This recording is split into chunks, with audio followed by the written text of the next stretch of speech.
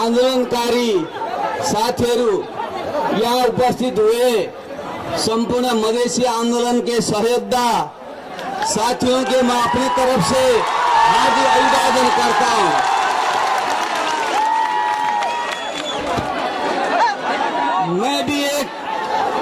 मैं भी एक आंदोलनकारी होने के नाते आपसे ऐक्यबद्धता प्रकट करता हूँ। मैं आज यहाँ कोई बड़ा नेता के हैसियत में उपस्थित नहीं हुआ हूँ। मैं एक आम नागरिक की हैसियत में मैं आपके सामने उपस्थित हुआ हूँ। मैं आपसे सबसे पहले क्षमा याचना करना चाहता हूँ।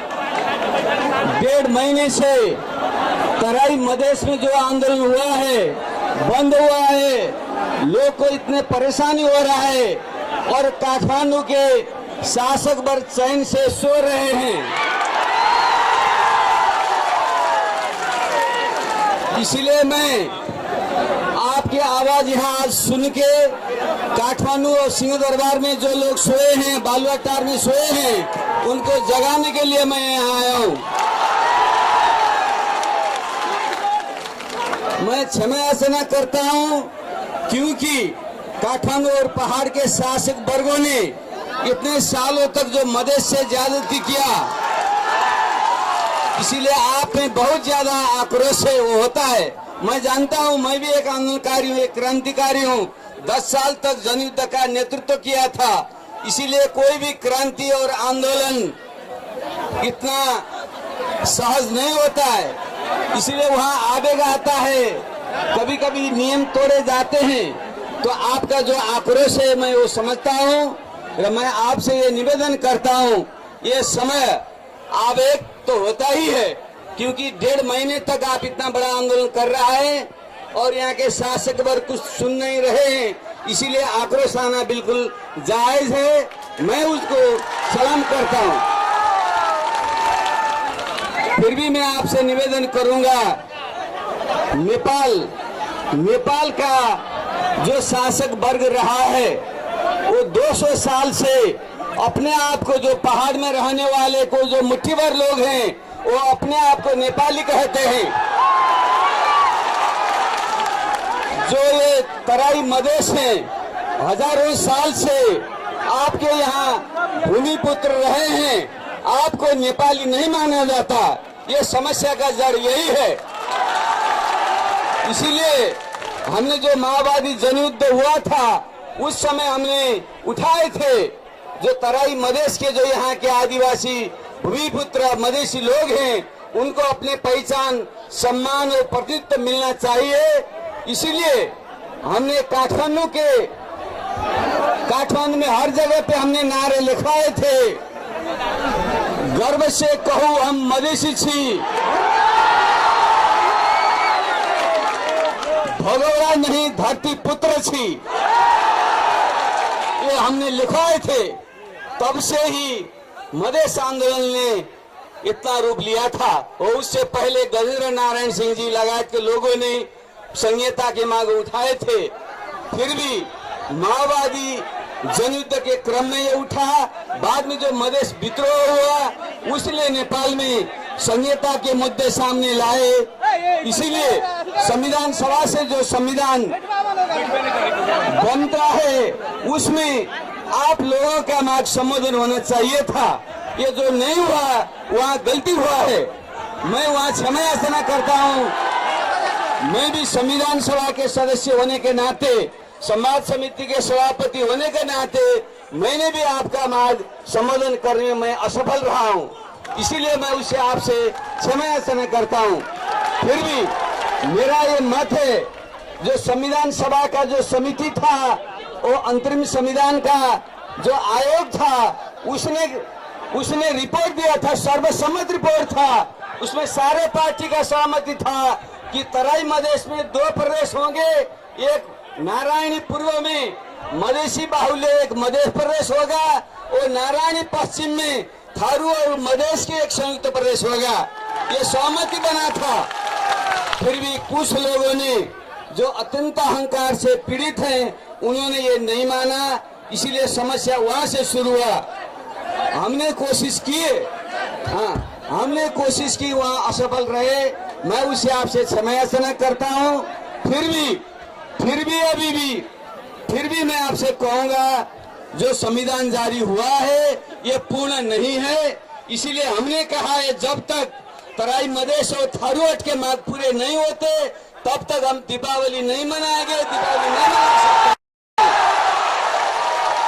इसीलिए आदि संविधान को लेके हम दीपावली नहीं मनाएंगे, हमने नहीं मनाया। तो इसीलिए मैंने अभी अपने पार्टी का जो नीति था, वो पार्टी का नीति हमारे कुछ नेताओं ने छोड़ दिया, आपसे धोखा दिए गए, इसीलिए मैंने उसके विरोध में, और बाकी और भी कारण थे, अपने पार्टी से भी मैंने इस्तीफे देके मैं आपके सामने यहाँ आया हूँ। मैं आपसे वादा करता हूँ, आपका जो जायज मांग है, आपके स्वायत्त मध्य प्रदेश के जो मांग है, जो बात पहले स्वीकार किया गया था, जो समझौता हुआ था, उसको पालना होना चाहिए। तो ये संविधान संशोधन करके भी अभी भी संविधान संशोधन किया जा सकता है। संविधान संशोधन करके वो मांग पूरा किया जाए, उसके लिए मैं कोशिश करूंगा। मैं आपसे पूरी कोशिश करूंगा। इस समय पहाड़ और मधेश के बीच में, जनता के बीच में जो इतिहास से हजारों साल से अच्छे संबंध रहे हैं, शासक वर्ग के कुछ लोग इसको बिगाड़ रहे हैं, उसको बिगाड़ना नहीं चाहिए। क्योंकि ये मिथिला सभ्यता है, जहां हम खड़े हुए हैं, ये हजारों साल पहले यहाँ का मिथिला सभ्यता इतना ऊंचा था, ये दक्षिण एशिया में भी सबसे आगे था। यहाँ यज्ञवल्क्य जैसे और यज्ञवल्क्य और मैत्रेयी, गार्गी जैसे लोग यहाँ शास्त्रार्थ करते थे। उस समय काठमांडू में एक गोठाले गोपाल बंशीराज था, वहाँ वो भैंस चरा रहे थे उस समय, जबकि यहाँ ये सभ्यता था। इसीलिए मैं कहता हूँ, आपका पूरा हक है, आप मिथिला वासियों का, मधेशियों का पूरा हक है, आप पूरा नेपाल का नेतृत्व करें। आप वहाँ से, आप काठमांडू के शासक वर्ग से लड़ें, तो सारे नेपाल को नेतृत्व करने के हम आगे आए। हमने जो अंतरिम संविधान के बाद हमने जो नेपाल में गणतंत्र घोषित हुआ, उससे सबसे पहले मैंने ही, जो आदरणीय रामराजा प्रसाद सिंह थे, इतने ऊंचे व्यक्तित्व थे, उनको हमने राष्ट्रपति बनाने की कोशिश की, उनको हमने प्रस्तावित किए थे। उसकी वजह से डॉक्टर रामवरण यादव जी को कांग्रेस ने उम्मीदवार बना दिया, तो नेपाल में पहली बार एक मधेसी राष्ट्रपति बना और एक मधेसी उपराष्ट्रपति बना। फिर मैं दुख से कहना पड़ता है, हमने आदरणीय डॉक्टर रामवरण यादव जी ने नेपाली दिखाने के लिए टोपी पहनाया, दौरा सुरबाल लगाया, नेपाली भाषा बोला, फिर भी वहाँ के पहाड़ के शासक लोगों ने उनको नेपाली नहीं माना। मैं जानता हूँ, डॉक्टर रामवरण यादव इसी में बहुत बार मिला हूँ, फिर उनमें भी एक जो नेपाली बनने का जो कोशिश किया, उनको बनने नहीं दिया जा रहा, उनको भी अपहेलित किया जा रहा है। जो उपराष्ट्रपति जी ने कल ही एक वक्तव्य दिया, उनको भी ह्यूमिलिएशन हुआ। मधेश में इतना दमन हो रहा है, 1.5 महीने से यहाँ बंद है, फिर भी उपराष्ट्रपति के पद में बैठने से उनको भी चैन नहीं हुआ, इसलिए उनको भी बोलना पड़ा। इसलिए मैं भी उनका, आपका जो स्पिरिट है उसमें सहमत हूँ। मैं आपसे निवेदन करूंगा, पहाड़ और मधेश का दूरी हमने अब नहीं बढ़ाना है। जो शासक वर्ग है काठमांडू का, उसके खिलाफ में लड़े, तो पूरे पहाड़ियों के खिलाफ में लड़ना नहीं है, पूरे मधेशी के खिलाफ में लड़ना नहीं चाहिए। हम नेपाली एक हैं, नेपाल का राष्ट्रीय अखंडता कायम रखना चाहिए। अखंड नेपाल के तहत ही स्वायत्त मध्य प्रदेश चाहिए। हमारा ये जो आपका जो मांग है, उसका हमारा समर्थन है। कुछ लोगों ने हमारी जो अंदरूनी मामला थी उसको हल नहीं किया। इन्होंने 1.5 महीने तक उन्होंने समस्या समाधान नहीं किया, तो इसका शायद कुछ प्रभाव हमारी छिमेकी पड़ोसियों की पड़ा। उन्होंने कुछ समय जो बॉर्डर में जो अवरोध खड़े किए, उससे अब ऐसा माहौल बन रहा है, ये तराई मधेश और पहाड़ के लोग को बहुत दिक्कत हो रहा है। इसीलिए हम चाहते हैं ये दोनों देश के शासक, दिल्ली और काठमांडू के शासक वर्ग के जो उनके लड़ाई चल रहा है उससे हमारे लोग मधेश और पहाड़ के लोग को दुख नहीं पहुंचना चाहिए। हम जल्दी से जल्दी वार्ता और संवाद से इसको समाधान हम खुद करें, हम नेपाली अपने आप से करें। मैं इससे आपसे ये निवेदन करूंगा, जो अतिवादी सोच है उससे हमें बच के रहना चाहिए। सबसे जो पहाड़ के अन्य जातिवादी पहाड़ी अहंकारवादी जो लोग हैं, मधेशियों को नेपाली नहीं मानते, जनजाति को नेपाली नहीं मानते, वो अहंकारवादी लोग इसके सबसे बड़े जिम्मेवार हैं। उनके खिलाफ में हम भी लड़ रहे हैं। साथ ही साथ आपको मधेश के युवाओं भाई बहनों से मैं निवेदन करूंगा, ये जो शासक वर्ग ने जो ज्यादती किया है उसको विरुद्ध में लड़ना चाहिए। तो फिर उससे लड़ते वक्त ऐसा न हो जाए पर उनसे दिक्कत होगी, हम अपने आप को दूसरे रास्ता लेने के तरफ न जाएं, उससे हमारा हित नहीं करेगा। क्योंकि हम जानते हैं आपका पूरा हक है नेपाल में राज करने का, काठमांडू में राज करने का आपका हक है। इसीलिए आपने जो कंट्रीब्यूशन किया है इतिहास से, नेपाली इतिहास में, उसको समझते हुए आप यहाँ के शासक जो मुट्ठी भर शोषक शासक वर्ग हैं उनके खिलाफ में लड़ें। तो आप और हम मिलके एक समावेशी, एक समानुपातिक और स्वायत्त मध्य प्रदेश सहित के बाकी सारे जो नेपाल के उत्पीड़ित जाति जनजाति हैं उनके स्वायत्त प्रदेश के साथ नए नेपाल बनाएं। तो इसके लिए हम लड़ें, साथ ही लड़ें, हम आपके साथ हैं। मैं आपसे ये निवेदन करूंगा। तो बहनों और भाइयों, इस समय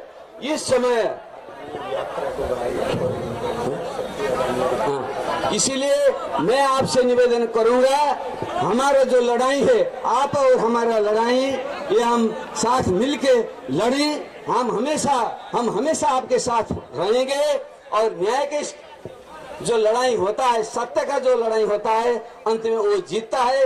इतिहास में हमेशा ऐसा ही हुआ है।